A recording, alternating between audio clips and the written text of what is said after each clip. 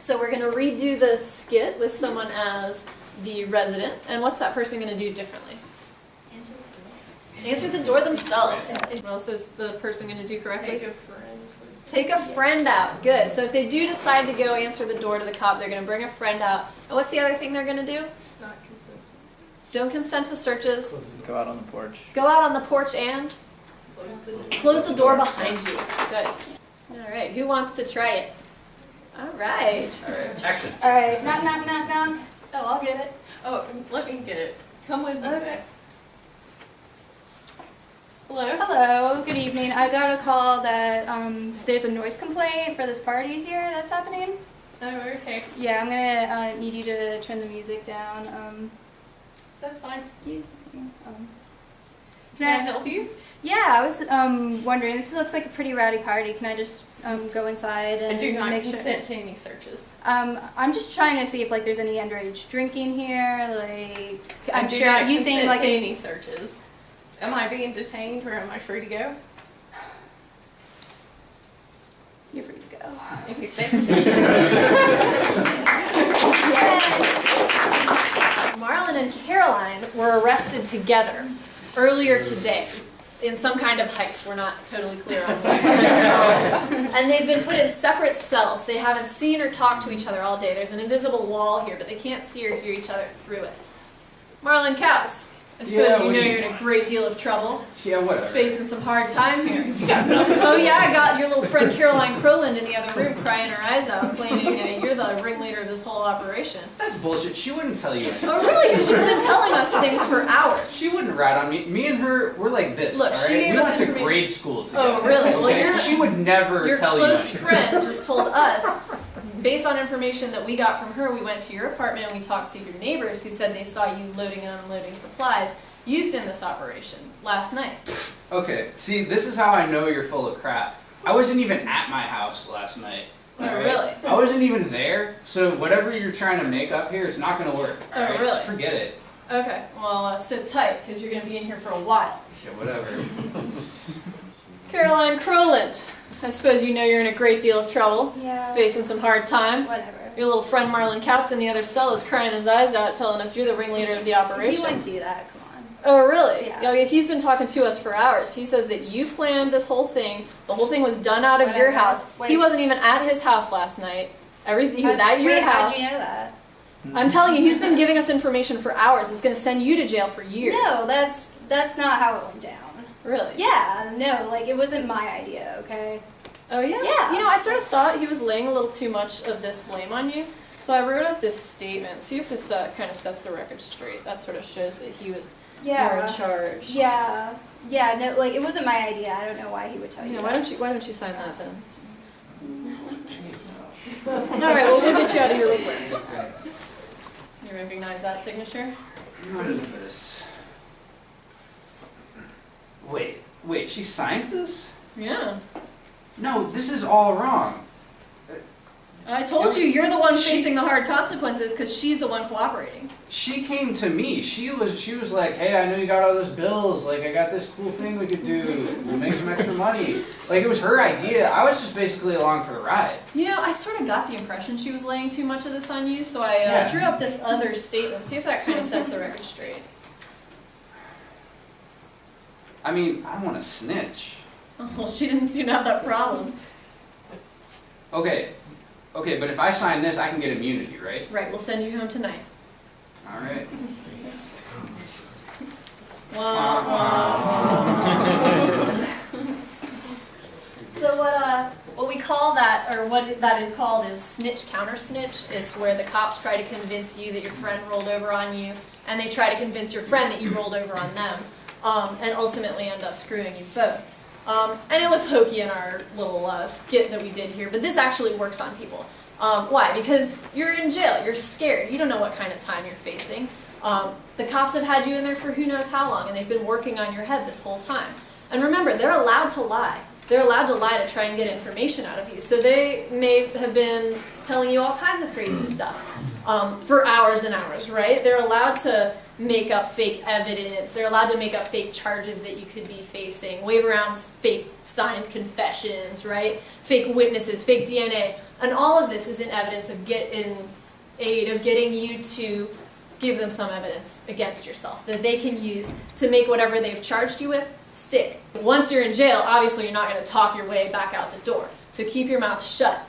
So you're better off not saying anything to cops or anyone else, because anything that you say while in police custody might be being recorded, right? From inside the cop car to inside the jail cell. So the person sitting next to you in the jail cell could be a plant, or they could be a real person, regular person, that's trying to trade information about you to get themselves a lighter sentence, right? So don't say anything about illegal activities that could get you or someone else in trouble.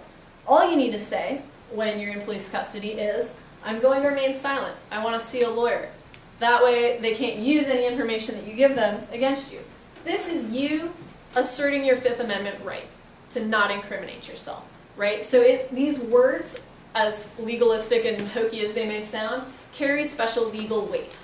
They require the cops to stop questioning you in order to get evidence from you. So if you just say the first part, I'm going to remain silent, that causes the cops to stop questioning you right then. But if you say the whole bit, I'm going to remain silent, I want to see a lawyer, that requires them to stop questioning you until you've been before a judge. If you say this and then you say anything else after that, that's technically you waiving your Fifth Amendment right, and it would allow them to come back and start questioning you again. But that's okay, because you could just say, I'm going to remain silent, I want to see a lawyer, again, and that's you reasserting your Fifth Amendment rights. Anytime you realize that you screwed up and waived a right by accident, you can reassert it, right? Like if they're in the middle of a search, you can always say, I don't consent to a search. Not as good, obviously, as saying it right up front, better than nothing. So a quick little note about signatures. Now, it's probably obvious to everyone from that skit, Marlon and Caroline are both going to jail for a long time, right? They both signed confessions. If you sign something before you've seen a lawyer, you can never get that signature back, right? You can always sign something later with a lawyer present if you both decide that that's a good idea. So the trick is never sign something that you're not absolutely certain what it is and certain that it's not a confession or a statement of facts. If you're not sure, wait to see a lawyer. Just don't sign it, stay in jail a couple extra days if you have to, because if you sign something and it turns out to be something that condemns you, you could be spending a lot of time in jail. Are these same things applicable for minors, or is it different for a minor? Yeah, same constitutional You still have rights. these rights. As to how the justice system is going to treat you, it may be different, but your rights and how you should use them is exactly the same. So that was the last skit. We're not going to make you guys do any more crappy acting. And y'all did all the skits and did very well, and you asserted your rights, and everything went great, right? And nobody got arrested. But let's be honest, the skits that we're doing here, they're different from real life, right? Like, things don't always work out like this in real life.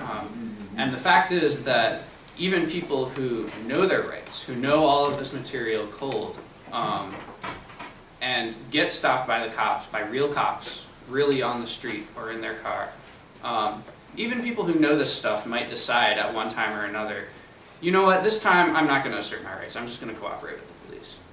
What are reasons that somebody might have for doing that? They didn't do anything wrong. Yeah, they didn't do anything wrong. It's like, It's going to be more of a hassle. Yeah, wanting to avoid hassle. Where they've been educated. Yeah. CDs and DVDs is killing our community. Yeah, I've heard being afraid of both making the cop suspicious, or just making the cop angry, or making a fuss, right? Like making it a bigger deal than it has to be. And often people talk about, well, I didn't do anything wrong, or I don't have anything to hide. And all of these are understandable reactions, especially when you're dealing with this intimidating authority figure in your face trying to get you to cooperate. We all have these reactions, and it's totally understandable. But even considering all of those things, we still say that it's better and safer for you to assert your rights. And so I want to talk a little bit about why we say that. For one thing, the question of you didn't do anything wrong. Fact is, you may actually have done something wrong and you didn't know it. And in talking to the police, you may accidentally confess to something that is a crime that you didn't realize was a crime. So for example, if you're walking around and a cop stops you and says, hey, there was a robbery in this neighborhood last night, where were you at 9 p.m.? And you say, officer, I wasn't making any trouble, me and my friends were just playing football in the park. Well, it turns out that park closes at sundown. And maybe you didn't know that or you didn't think about it, but you just confessed to a crime. Being in the park after dark is a crime.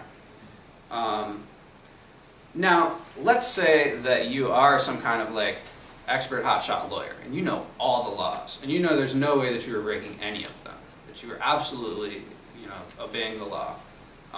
In talking to the police, you might accidentally tell a lie or a falsehood. Lying to the police is a crime.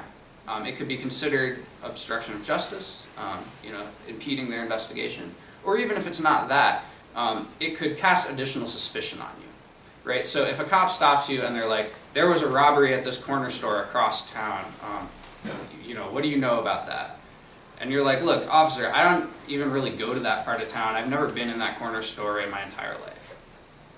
Well, it turns out 6 months ago, you and your friends were maybe a little drunk and you went in that corner store to get some cigarettes and you forgot all about it, right?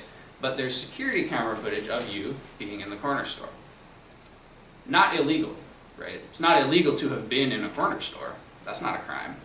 But the fact that you told false information to the police now puts you in a situation where you might be accused of impeding their investigation. Or beyond that, you may now be their top suspect. Because why would you have lied about that, right? Like, try explaining that to a jury. Why would you lie and say that you weren't at this store? Now, beyond all those things, even if you're sure that all of your statements are completely true and none of them could possibly be a confession to a crime, true statements that you make to the police can be used to cast more suspicion on you. So for example, if you get stopped and you're being questioned about some vandalism that's been done, and you say, look, officer, me and my friends are into like the graffiti hip-hop scene, but we would never vandalize anybody's property. We only write on legal walls, we're respectful of the law. What do you think that cop's going to go write in his little notebook? He's going to write, him and friends are into graffiti. And that's it, right? Because the police are not the judge. They're not there to decide if you're innocent or guilty. They are only there to gather evidence about your guilt. So you can tell them, an entire extended story about how you couldn't possibly have done it, and they're going to ignore everything that you say except the one sentence which could cast some suspicion on you. We have a saying, you can't talk your way out of an arrest, but you can talk your way into an arrest. Which is to say, it's very rare that you're in a situation with the cops where they have enough evidence to arrest you, but then you say something to them that makes them go, oh, well in that case, go ahead, obviously you're innocent. But it's very common that the cops don't have enough evidence to arrest you, and then something that you say gives them what they need to then go ahead and do it. And so a similar kind of thing goes for thinking you have nothing to hide. Right? You may think that you don't have any illegal items on you, but you might be wrong. For one thing, it's a really bad time to find out that your friend who borrowed your jacket left a pot seed in the pocket before they gave it back to you. You don't want to be finding that out as the cops are rifling through your jacket. And beyond that, even if you don't have any friends who do anything illegal and you know that your stuff is totally clean, there's all kinds of weird laws about contraband. The one that we often use is, what's the legal limit on the length of a pocket knife blade in Atlanta City? 2.5 inches? 2.5, 3. We've sometimes heard like the length of the palm of your hand or something, but it must be variable. We don't actually know, and it sounds like you guys don't know for sure either. And it varies between county, between cities. And again, you don't want to be finding out the answer to that question while they're pulling the thing out of your pocket or out of your backpack, right? So you may have illegal items. Now, you may know that you have absolutely nothing illegal, but again, legal items that you have could be used to cast suspicion on you. Maybe the cops stopped you and you're just coming back from your waitressing job where you got a bunch of tips, so you got a bunch of cash. Cops may decide that you are on your way to a drug deal, or that you just got back from a drug deal. That's why you have all this cash.